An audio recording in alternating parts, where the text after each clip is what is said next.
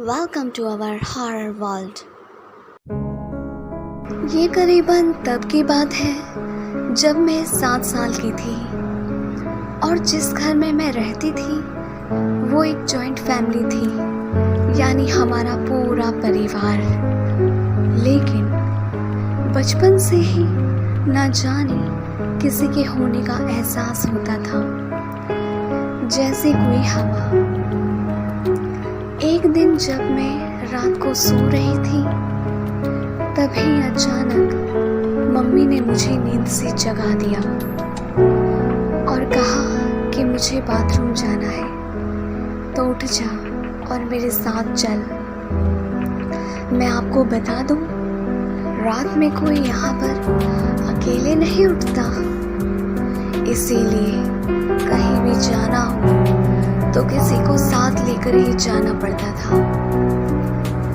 जब mummy bathroom में घुसी तब मुझे ही बाहर इंतजार करना पड़ा और ऐसे में एक एक सेकंड बिताना मुश्किल हो रहा था।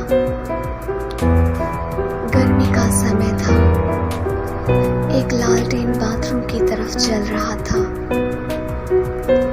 तभी मेरी नजर पड़ती है कि कोई अनदेखी चीज मेरे आगे पीछे बार बार घूम रही है और वो चीज मेरे आगे पीछे बार बार चक्कर काटी जा रही है, जिसे देखकर मुझे बहुत डर लग रहा था। और वो कोई और नहीं बल्कि एक काला साया था। उसे देखकर मेरे तो रोंगटे खड़े हो गए। अचानक मेरी नजर हमारे चाचा के कमरे में पड़ी, जिनका दरवाजा खुला हुआ था और कमरे में एक लालटेन जल रहा था। मैंने कमरे में जाना ठीक समझा। कमरे में चाचा और उनकी पत्नी सब बच्चे गहरी नींद में सो रहे थे।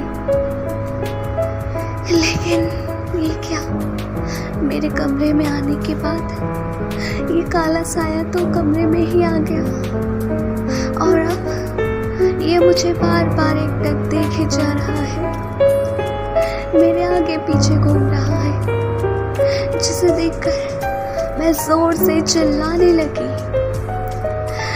मेरी आवाज को सुनकर पूरा परिवार जाग गया। तभी पापा मुझे गोद में उठाकर बोलते हैं कि बेटा, भूत भूत कुछ नहीं होता, सब रहम होता है, वहम। अब ऐसे में पापा को कौन बताए कि क्या थी वो अनदेखी चीज जो मुझे बार बार सता रही थी। अब जब सभी लोग जाग रहे थे तभी मुझे नींद आई और सुबह उठने पर मेरी बात हुई मेरी कज़न से, जो कि 6 साल बड़ी थी। उन्होंने मुझे बताया कि हमारे सबसे छोटे वाले चाचा थे, जिनके साथ एक खतरनाक हादसा हुआ था। जब वो जिंदा थे ना, तो हर कोई उन्हें पढ़ने के लिए डांटता रहता था, जिससे वो काफी ज्यादा तंग आकर घर से भाग गई।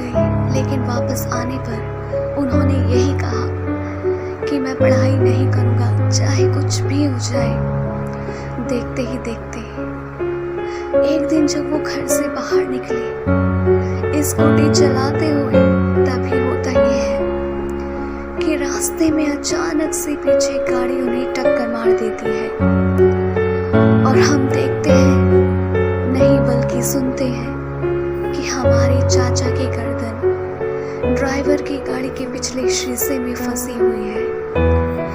ये सुनकर मेरे रोंगटे खड़े हो गए और आज भी उनकी आत्मा उस घर में भटक